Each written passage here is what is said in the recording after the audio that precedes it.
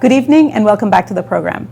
Tonight we are engaged in a conversation with Carolina de Jesus, the CEO of the Boston Higher Education Resource Center. What is the Boston Higher Education Resource Center? It is a passport to college program that helps first generation to college students get into college and succeed. This year, the Boston Higher Education Resource Center is celebrating its 25th year. And so we're going to talk with Carolina what the secret of their success so far has been. Let's get into it. So Carolina, thank you so much for coming on the program. I want to congratulate you because I know that HERC is celebrating 25 years this year. Yes. But before we talk about that, and there is going to be a celebration in June, I want to kind of take us back to the beginning of the organization. You are doing great work in the schools and for students of color here in the city of Boston. But tell us how the organization got started way back when, 25 years ago. What was the need that was seen, and then how did the organization come about to meet that need? Great. Well, thank you for having me today. I think this is awesome, being able to provide about the different work ministries that we have here. But yeah, a little bit of history. So I have about 13 years of history with the Boston HERC, but prior to that, the organization really got started when the Congregation Line of Judah had many families that were immigrants from different countries, and the parents were getting to a point where they needed to now help their students decide what they wanted to do after high school. Because our organization is serving first generation to college students, that means that mom and dad did not really go to college, so they don't understand what the system looks like here. And so when that need was felt heavily in the church and in the community, then Pastor Roberto Miranda, together with Pastor Sam and a few other key leaders in the city, together with EGC, Emmanuel Gospel Center, began this work. And essentially what we wanted to create was a space where other leaders that went to college themselves for the first time are now going to help young people do the same here in Massachusetts, and in this case in the city of Boston. So it started out as a walking center at first, and then from there it turned into an after-school program, and then from there into the Boston Public School system. So I can definitely share a little bit more about that. Yeah, and that's, definitely share with us about that, because that is the heart of the program. Yes. And so tell us what the Boston HERC is now and what it actually does in the Boston Public School system. Great. So this is where I pick up, I guess, in my tenure. So I started working here at the end of 2011, and we were just barely in one school where we had tried a model that was called the train the trainer model. It worked for some time, but it wasn't the ideal model for us to be able to serve more students and have our own people serve our students. So when I began working here, we were still running a small after-school program, and then that one school. But then thankfully we had one of our very loyal supporters who came in and was able to provide a very decent amount of money, funds, that helped us to. And money is always very helpful for nonprofit organizations. Yes, please. If anyone has resources about that, find me in order to dig into that. But when we received those funds at that time, it allowed us to hire our own people, essentially our program coaches who are truly the asset, the biggest asset to the organization has is we hire first generation to college graduates who are themselves, the first ones in their families to navigate this on their own. Sometimes some of them from the ones that we've hired have received support, but they come in and they are the ones who are now helping our students navigate the college application process. The way that we work inside of Boston Public Schools, so we're currently in 10 high schools, 9 of them are in Boston, 1 of them is in Revere, so we're just beginning to step outside of Boston. It was our focus at first was mainly Boston, and now we're seeing that other cities such as Chelsea, Lynn, Revere, Lawrence, where I kind of grew up and went to high school there, are needing more support and services like ours. And so they've reached out, we've connected, and now we're providing we actually started a pilot program in Revere this year, and we're hoping to continue that next year. But what we end up doing is that we send a program coach into the school. And so during the school day, the school leadership provides us a space where our coach has a dedicated time or hour on a weekly basis that they go in. And they are essentially providing college and career workshops on a week-to-week basis, and we serve our students in a cohort model. Meaning, at first, when I started, it was only juniors and seniors in high school. Now, thankfully, we're serving 9th through 12th. That's really great that you've expanded. Yes. So now we are, it's the more time we have for students, the better. So this is why when I joined, that was my first question. I was asking, why are we starting with our students so late? We need more time with them. So now, thankfully, that time has come. And so our coaches are serving from, 9th to 12th for the entire school year. And then outside of that, they also plan their college trips, their career fairs, their college fairs, and so many other great opportunities that our students are exposed to, thanks to the work that our coaches are doing for them. So let me just make sure that I'm understanding and so that people understand, the program. So you are in 10 high schools and you have a specific passport coach who goes into their assigned school. And does the passport coach have more than one school where they visit, or are they assigned to one specific school?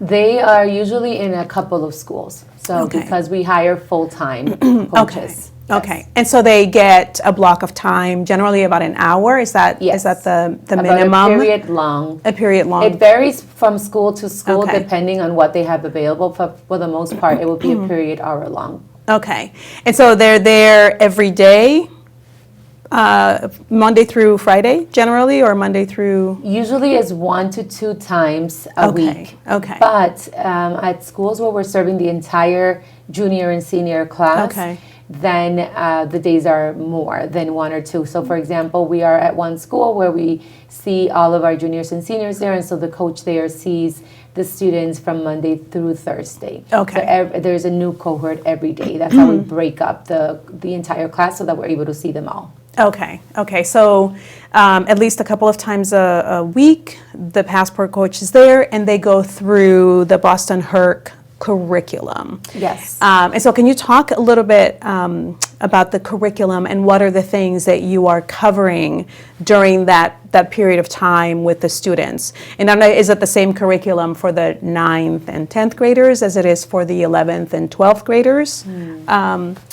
Yeah, that's a good question. I think when we began the work back in 2012, we sat down. I remember at the time it was just myself and another person who was an AmeriCorps person. She was actually also a teacher in Boston Public Schools, so she had her master's, and so together, both of us were first generation. We sat down and we were asking one another, what was it that you needed when you were in high school and you were thinking about going to college? So in terms of the themes that we chose, there is a whole variety. So obviously the college application process is its own theme.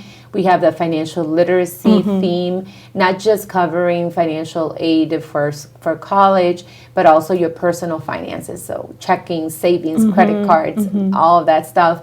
We have a cultural awareness just because of how nowadays, we need to know how to work with one another and people who are different from us. We have communication and relationships.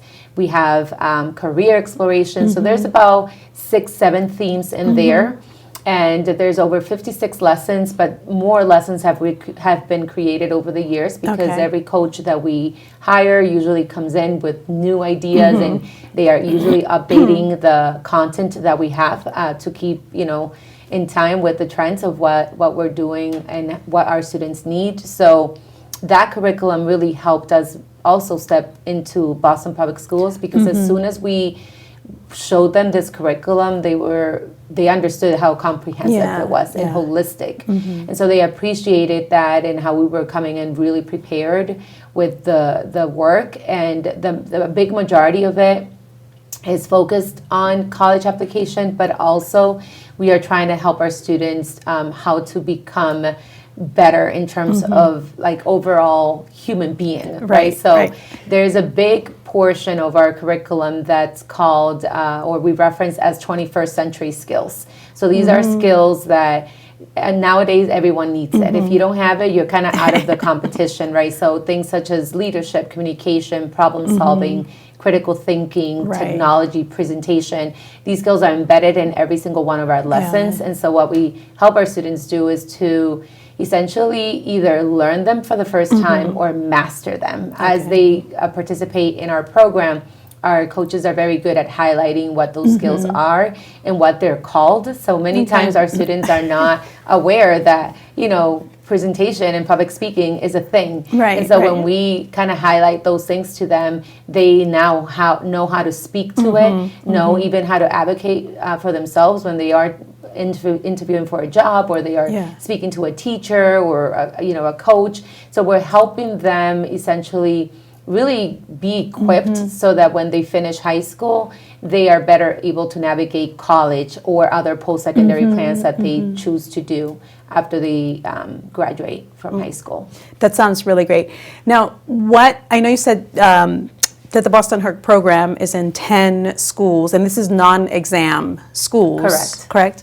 And do you know which are those schools? So we have been, the reason I ask is because we've been in an education series, and of course that's part of the reason why I wanted to have the Boston HERC come and talk to us about, your how you are coming alongside, right, the schools, because you're not necessarily a school, obviously, but you are in the education space. Right. And so for our parents who have been following the education series, and their students can't afford to go to like a private school or something like that, to have the Boston HERC or a program like this available to their student, in the school that was helping them and going through this wonderful curriculum you're talking about.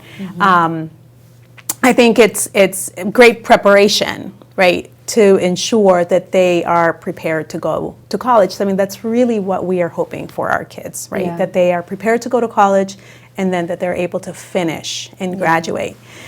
So what are those 10 schools, if you can? I don't know if I'm putting you on the spot a little bit here, but if you know what they are. You know how I try to remember sometimes when in our office, the coaches used to have their own assigned desks, and that's how I remembered all of the schools in order. But I can tell you, let's see if I mention them all. Definitely, for sure, we are in Revere. That's the one that's outside of Boston. But we are in the Josiah Quincy Upper School, the Margarita Muñiz Academy, the English High School, New Mission, and BCLA McCormick that are now going into one school. We are at Fenway High School, East Boston High School, and I know I need... Is it English? Are you still at English High School? And the Jeremiah E. Burke High School. So there you go. All 10. That's great. And we are currently, as I mentioned in the beginning, talking to a couple of different districts outside of Boston that are very interested in having our program, be in their city. And so we're slowly growing in that way. And we're also currently speaking to a couple of Boston schools as well for the new year, for the upcoming year. So it is the demand is there. It's only that we need to keep up in terms of the capacity and the resources that we need to be able to serve as many as we're going to be able to serve. So tell me, because I know you mentioned, and it may depend on the school, right, and the whatever you've set up with them, where if the student chooses, right, to go into the program at their school, if it's like an optional program for some students at some schools, or if it's a required program for 11th and 12th graders, or it really varies across the schools. It does, it does vary, because we've had opportunities in some of our schools where we are able to present to them who we are, what we do, and the benefits of being part of our program. And so those students self-select. Right. The after-school program is definitely a self-select. So we go out in the community and we are recruiting students in other youth programs that are available to them. But we are a different type of program where it's about college and career. So we talk to churches and we talk to other avenues that we recruit. And so they choose to go through the application process and be part of our program that way. But when it comes to our high schools now, anyway, it has definitely changed in the sense where our schools just learn about us and who we are, and they hear it from the other school partners that we have. So they just tell us, hey, we have a group of students, or we have the entire junior and senior class, or classes starting in the 9th grade. Could you come in and help us within maybe it's the career exploration, or maybe it's just the college application process, or maybe it's something else. So everything falls under that umbrella of the work that we do. It just kind of varies depending on the need that the school has. They do partner with other programs and nonprofits. And so what we tend to do a lot as well is that we collaborate with one another. So we don't duplicate our work, and we just make sure that everyone is receiving the services, whether it's through us or through the other partner that we're collaborating, or we're just doing it together in the classroom. Okay. And so when students sign up for the program, are they committing to a certain number of years with the program? Well, yes, because ideally we want to be able to have them from the 9th through 12th, which is why we're going younger.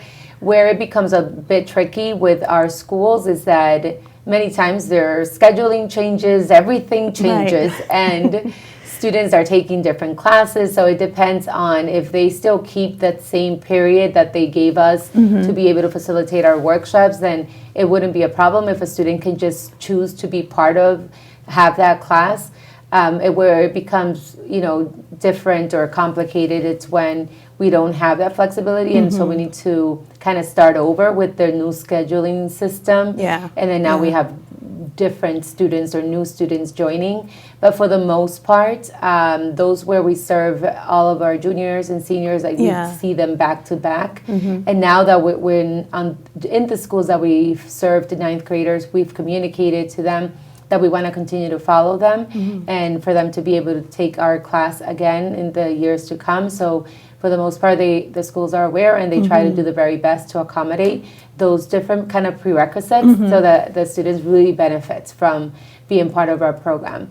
And then the other part of it is that we now have an alumni success program. So our students are not just being supported through high school, now they're being supported through their post-secondary plans. So whether that's a 2-year college or 4-year college or other alternative path, certificate program, the trades, we want to have that relationship and connection, because as we know, our students are coming in, getting into their programs, but then many times life happens, or challenges, or things that just get in the way, and then they decide to not continue, or they take a break. And it's okay at times, depending on what the student is going through, but we don't recommend it, because we know as soon as you take that pause, many times they start working and they think this is all of the money that they can make, but it's not. Students, let us help you, and let us really help you get something beyond a high school diploma, because you won't be able to afford life, period, if you don't have something higher than that.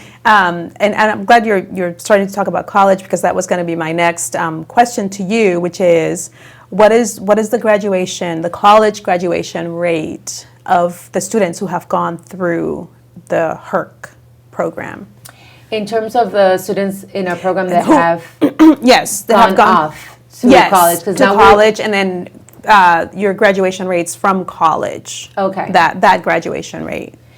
So right now we are just beginning our Alumni Success Program. It's in its 3rd year. And so we're just beginning to track the recent classes that have graduated. And so we still need a few more years to really be able to tell a better story in terms of how successful the program is in terms of this percentage rate, which so many people are very interested in knowing, especially those who support us, financially speaking. But I can tell you that when it comes to just a comparison, for example, between students who are in our program versus students that are receiving the support in the Boston public school system, is that we have a rate of about 80. It's usually 80 to 85. Yeah. It's usually higher than 80, but up to 85, 86% of them who are enrolling into college. And the rate that they're persisting from year 1 to year 2, it's in the 83 to 85%. Okay.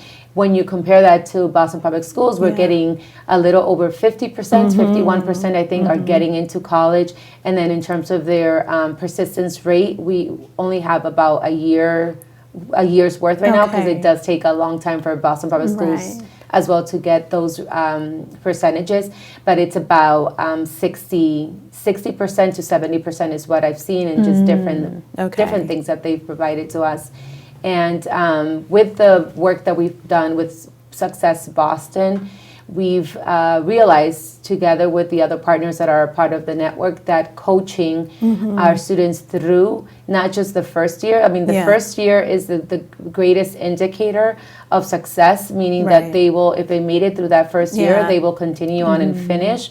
But what we've noticed is that the longer that we stay connected to the student and mentoring, coaching them through those years, the higher the rate of graduation that we're going to see after they're done. So there's a lot of information and data that I can kind of go into, but I don't want to go those rabbit holes, because there's a lot. There's a lot of interesting information too that we're learning as we are collecting our own data and making sense of it. And we're learning a lot in terms of what is really affecting our students when they are not succeeding in the way that we want them to, or that they can, but they just really need that coach, that person, mentor, whatever we want to call them, to help them to stay present and to keep, just the resiliency and the persistence in order for them to finish what they've started. What have you seen as the biggest hurdle?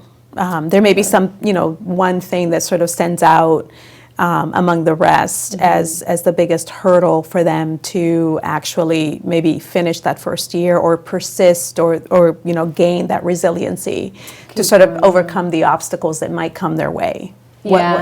Well, definitely, many of our students are coming from working families, and especially our Black and Latino students. I would say I can really speak to the Latino students because I'm Latina myself. We also have responsibilities at home, so they need to work so they can help mom and dad at home, or they have other siblings they need to babysit, little brother, little sister. And sometimes the parents, because they don't understand how different now it is for their child attending college, how much they need to stay focused and pay more time to this responsibility they have now. It affects them. It affects the student. And so the student sometimes makes a decision about, I'm going to take less classes, or I'm going to take the pause again that I mentioned. But I would say ultimately the biggest challenge for all of them is paying for school. So if they are not, at a very, they have a high GPA where they can apply to different scholarships, or they get grants based on merit, it becomes really challenging for them to get all of the financial aid that they need, unless it's loans. But we're also trying to educate our students not to get into debt. So it's kind of trying to help them understand what that means and what that looks like once you decide to go to college and take out, these loans, or you just kind of make sense of it so that they decide, okay, can I afford this in the long run or not? And sometimes they're afraid. Actually, they're being a little smarter. I think it is working, and it's helping them learning from the programs like ours that are teaching them about financial literacy and what that means, because it's not just taking out a loan, but it's like that interest that will be building up as you continue to keep that loan until you pay it off, essentially. So that we help them in making the best decision in terms of which school is the most affordable. So once they receive, our coaches do a good job in helping them read their award letters, and they see basically, okay, this school, this is my top school, but it's really expensive. Whereas this school is one of the schools you have on your list. It's not your top school, but they're giving you so much more money, and especially free money, the grants and the scholarships. So in the long run, we help them to understand what they're looking at so that they can ultimately make their decision. And we actually, really try to advise them so that they can make the best decision. We encourage them to talk to their parents about it too, so that they're involved in that process. But that ultimately is the biggest hurdle. When they don't have that money, they get afraid and they don't want to continue in the process. And then also they've chosen other avenues. So the pathways, the trade schools, the certificate, 1 or 2 year programs. Programs such as Europe has been a very good option for some of our students sometimes, because it quickly trains them and gets them a job that will be well paying. And then there's the other skills jobs that they can train, in mechanic, electrician, like those type of jobs are also leaving really good results at the end if a student chooses that. Now, one question I had for you is I'm thinking about the program itself, and particularly I'm thinking about the schools where the students are required to go through the curriculum that HERC has. And so one of the, obviously, for your students who have a high GPA or who are able to get those grants, right, it's great if they're already kind of A students, A and B students. But what about for the students that are not doing as well academically?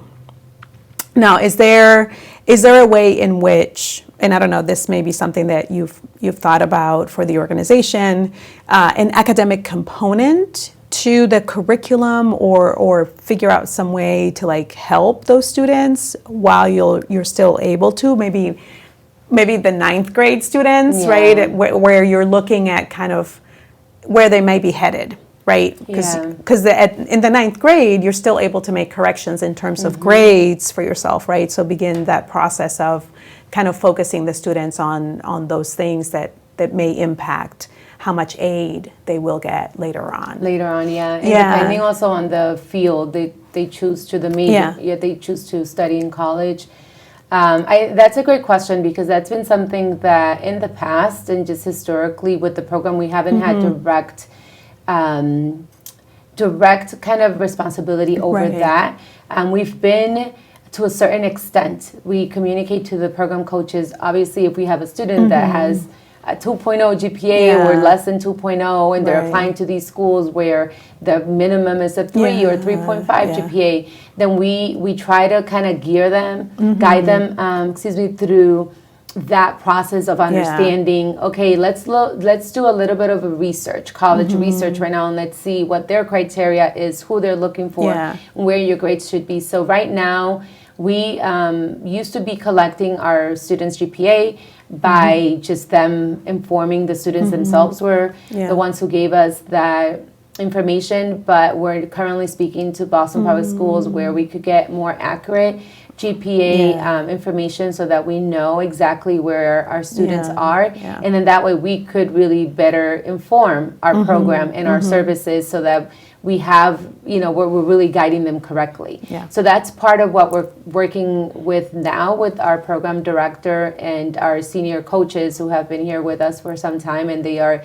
also just informing us about what they're seeing in the classroom when they're helping our students. And I think another benefit of being able to see them in the 9th grade, as you highlighted, is that we again get to learn the student better, and they get to learn about themselves better. So when prior to starting at the Boston HERC, I used to work at citizen schools. So we used to work with middle schoolers. 5th, 6th, and 7th graders were already learning about all of these careers. We used to recruit professionals. They used to do a 10-week apprenticeship, depending on the field, the professional that came in. And they were already being motivated and inspired about the future and about that particular career or job that they were learning about. And so it helped tremendously in them now being more intentional about the classes, you know, that they are taking in high school. So if you are leaning more towards STEM fields, then you know you need to be taking your math and your sciences and doing really good in that aspect of it, and then, you know, and so on and so forth. And so I came in with that experience and knowledge into the Boston HERC programs, and so now I'm happy that we're beginning, you know, with the permission and the access that we need, because it is challenging to be able to get that information from Boston Public Schools, but because we're becoming such a great partner to the district, really, it's becoming easier to be able to align better when it comes to what we need and how we can best serve our students.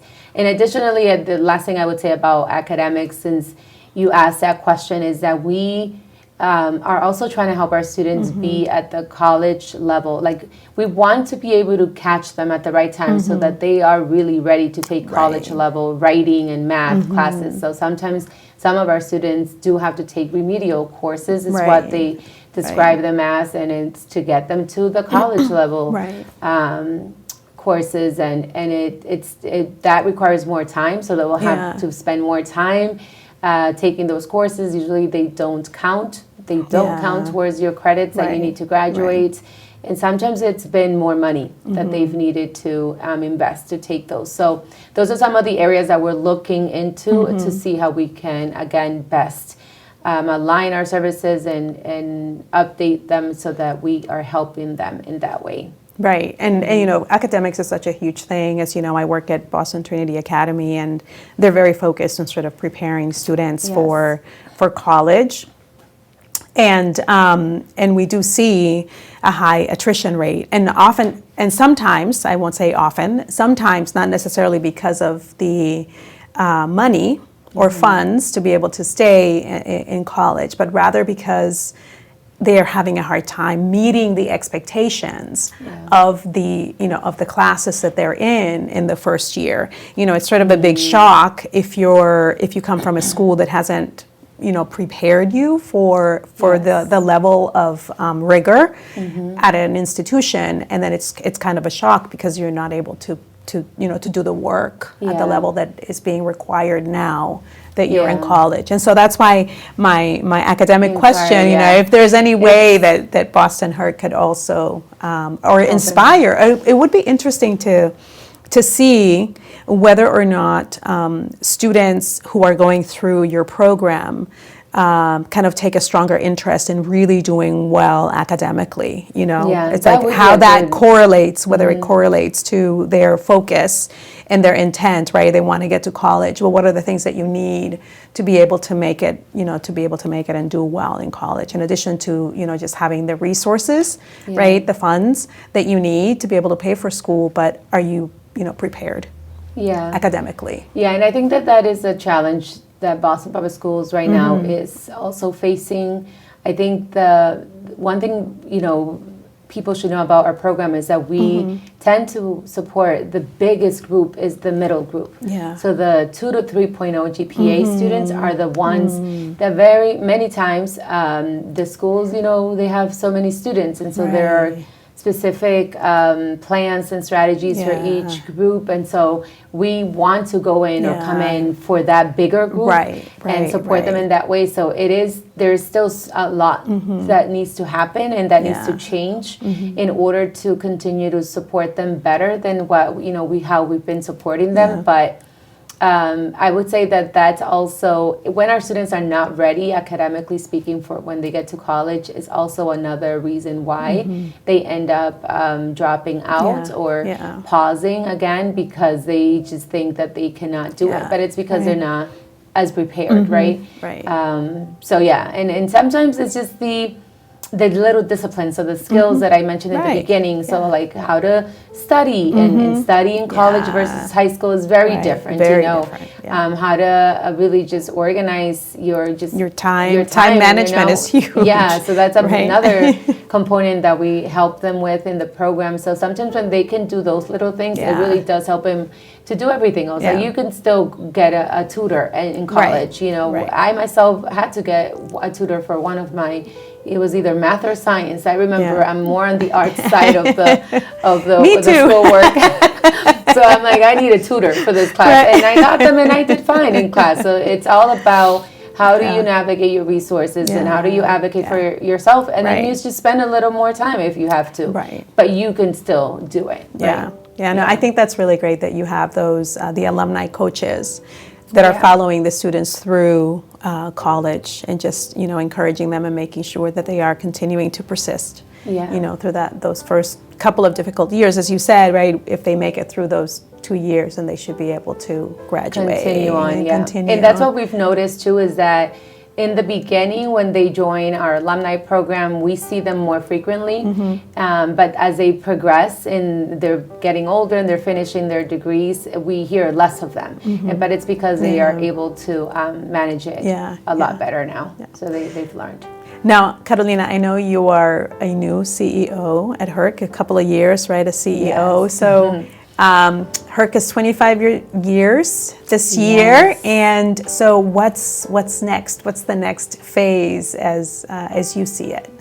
Wow, that's a dreams. The big question. Yeah, no, it's been great to be in this role. I was the program director for the first 10 years there, and there's so much that I learned, but now as I'm seeing myself in this new role and the awesome team that we have, I think we wouldn't be doing anything that we are doing if it wasn't for all of the program coaches and the rest of the leadership team that we have on board. But some of the things that when I started 10 years ago, more than now 10 years ago, was how we needed to be in more places. And I think now, I didn't think it was going to happen so quickly, but it's already starting to happen, and we're excited to grow within the state, but also we want to grow regionally, and we want to be able to maybe potentially nationally. And I joke about this in terms of internationally, but I've done mission work on my own in Latin America, and whenever I'm anywhere, I'm usually talking about Boston HERC. So when they hear what we do, they are just they're like, how can this program be here in this, because nothing like that exists in Latin America or anywhere else. We've served many young people in these missions that I've attended, and they need it, and they're like, we need to help our students here, you know. And so that's why I say it's a joke, but not really, because anything could happen. And I think what's helped us also, although it brought its cons with the pandemic, but the pandemic has helped us in terms of be able to access anyone anywhere through Zoom, and so we've thought, and we've mentioned a few things with the program team regarding how do we provide even these services virtually, you know. And so that's an avenue, that's something that's there and that could happen. But we are just, dreaming that we continue to serve all of the city of Boston and in all of the other cities within Massachusetts, and then moving into other states as we are being led. Well, Carolina, thank you so much for coming on the program. Thank you for those of you watching. And if you were paying attention to the 10 schools where the Boston HERC is embedded and one of your children is in that, I hope that they are going through the Boston HERC program. It's a wonderful program, and it will ensure that your child is prepared to go to college. Thank you so much for tuning in. Thank you, Carolina. Thank you so much. We'll see you next time.